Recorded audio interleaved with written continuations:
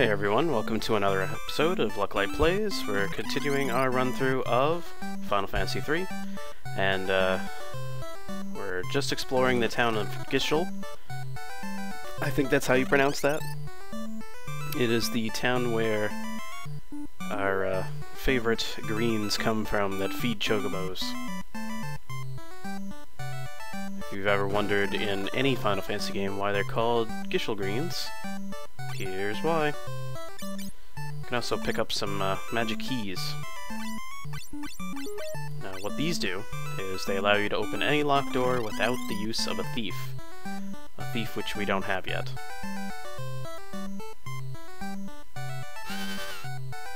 Hey! Fine.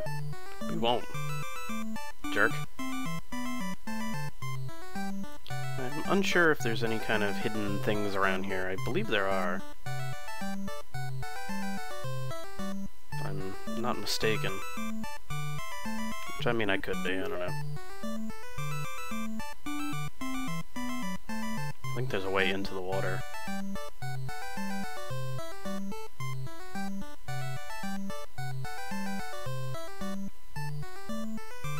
Maybe not.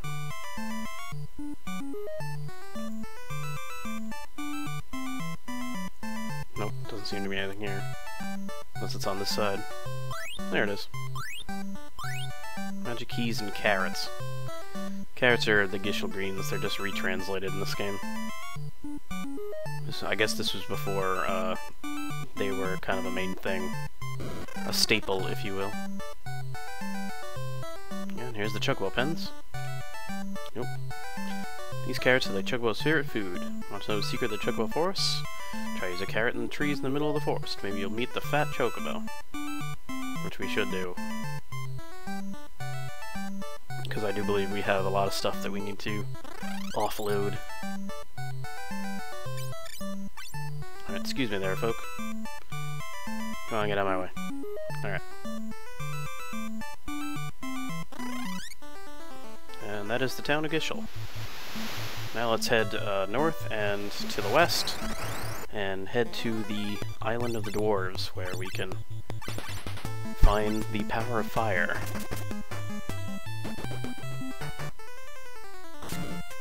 But before we do that, we have to travel through the seas. And like all Final Fantasies, you have to travel through the seas. You're going to be attacked numerous times by the denizens of the ocean.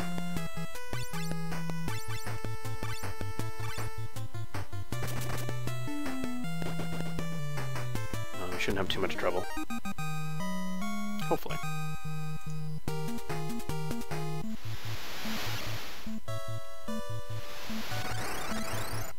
I believe the island of the Dwarves actually has 2 dungeons on it, if I remember correctly, which usually doesn't happen.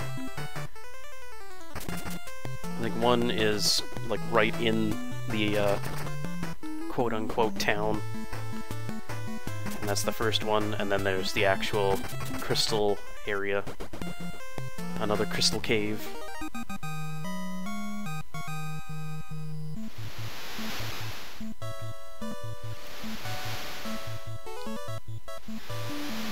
Which we haven't been to a proper crystal cave in a long time, actually. Since the first one, actually.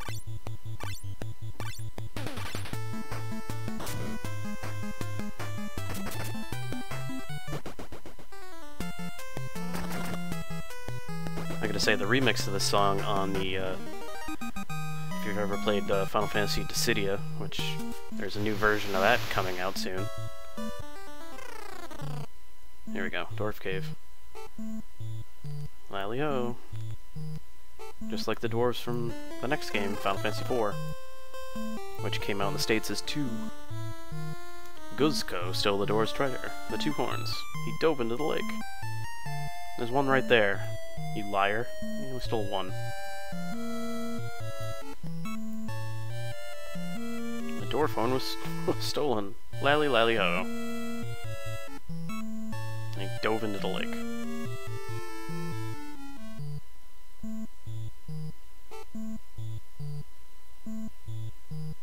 Used to be a tower, now it's a underground. Alright, so here's the end. Might as well catch a little bit of sleep so we can be at full power when we go into the next dungeon.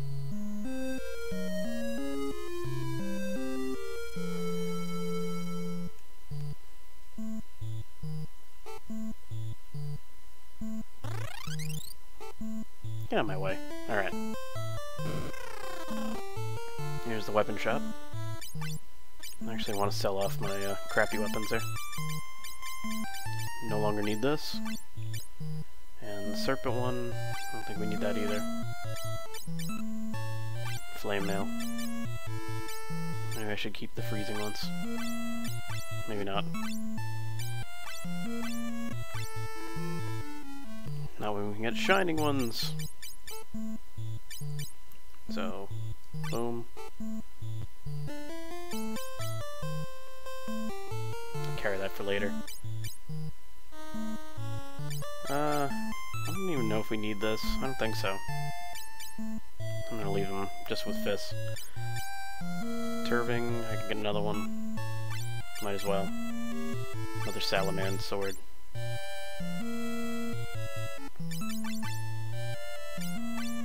So my 81 attack power has now changed to a 88 attack power. That's okay.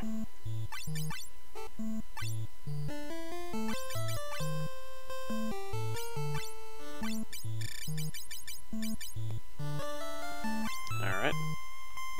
And that shining we're gonna keep for just in case we need it later. Very good.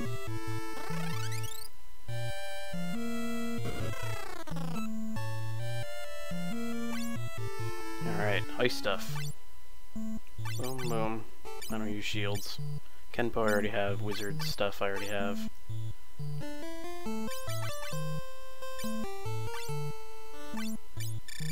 So defense 15 becomes defense 16.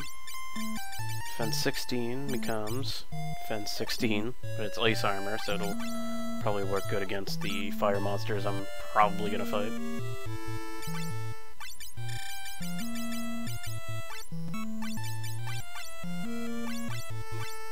Alright.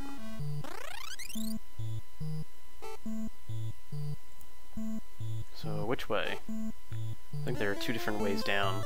There's a down there. Let's go here. Alright, that leads to the next dungeon, so let's go check out what's in the other room. Excuse me, dwarf. They look more like gnomes, honestly. Oh yeah. Revivification. Just in case you need that. And a rock.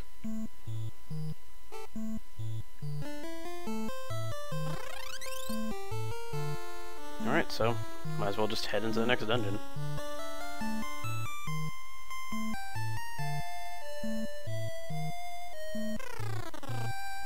Nothing really stopping us at this point.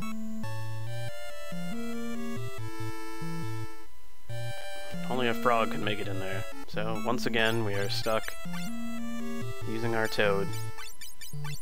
And it sent us right in.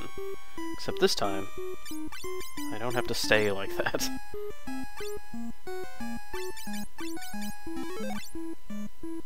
Great. Alright. I think this is actually a good place to level, too. If I remember correctly. Might give that a shot. Or maybe not. Exploding monsters are never a good sign.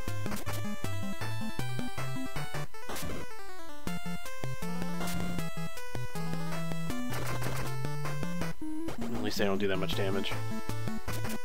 Probably until they explode. I have no idea what that said because I was skipping through it. Probably should read. Probably something like exploding. Or getting ready to. I don't know if this was the first game to introduce bombs. It's either this one or the one before it. Final Fantasy II for the NES. but bombs have become a staple, as you no doubt know already. I also don't think this path is has much difference. I don't even know if that was a word. It doesn't really trail off as much as some dungeons, so it's pretty straight shot as again. Just like the tower. I apologize if I'm just making up words.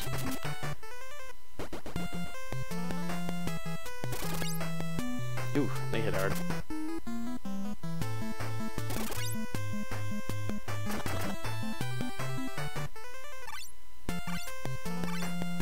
These guys are pretty tough. I may have to fight it up. Gain a few levels.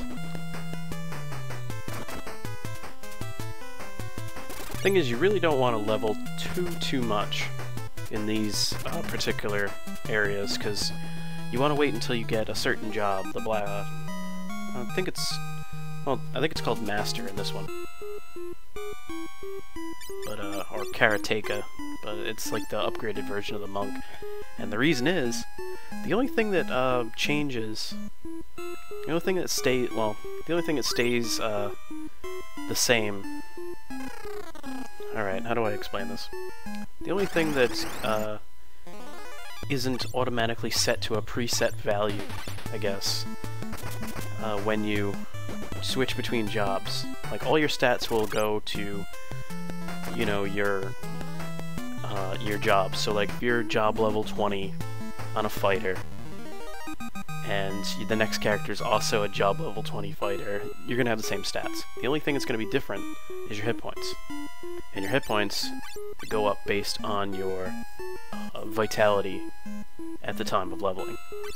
So what you want to do is you want to get yourself that job, which the vitality ratio is, you know, spikes pretty high. And it's one of the tactics to get yourself up to having 9,999 hit points, is to, once you get that job, you pretty much only level using that job. So you'll probably see me either in those jobs a lot, or switching back out of those jobs pretty much in between episodes. That way, when I do level up, I'll have a lot more hit points. And having more hit points, as you can probably guess, is very important.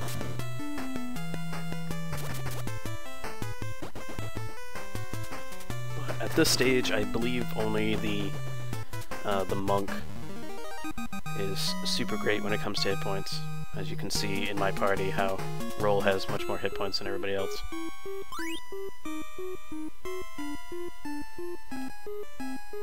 I mean, I could look up stuff, but I mean, it's really it's really early in the game, so I really don't have to worry about such things at this particular moment. It's actually... Ooh, what is that? It's actually not, you really don't have to start caring about it until you pretty much have the job anyway. And you actually get the job earlier in this version than you do in the remake. In the remake, it gives you the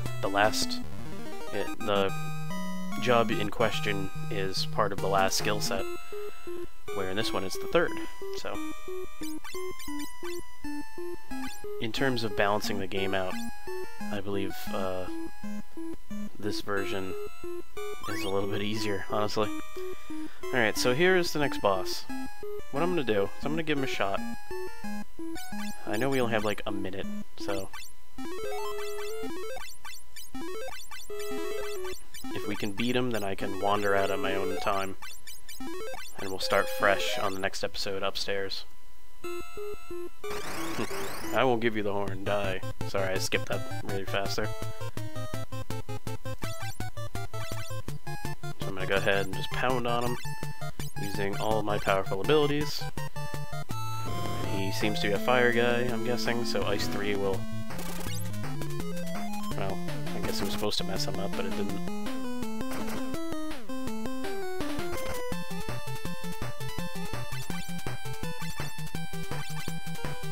Stick with the stick with weapons for now. Weapons seem to be the thing that's keeping me going here, not just magic.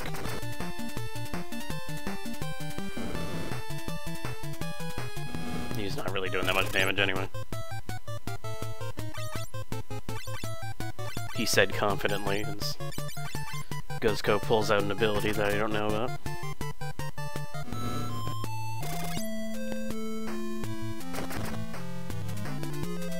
Hopefully that ability is just dying.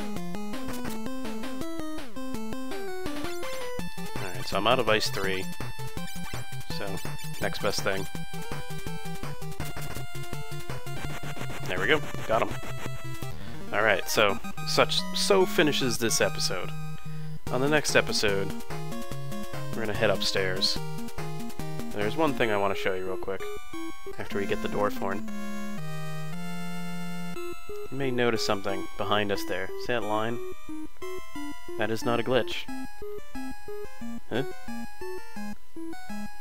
And you can see the line in the box of your, temporary party member. What is that? We'll find out on the next episode. So, my name is Lucklight, thank you for watching, and have a good one.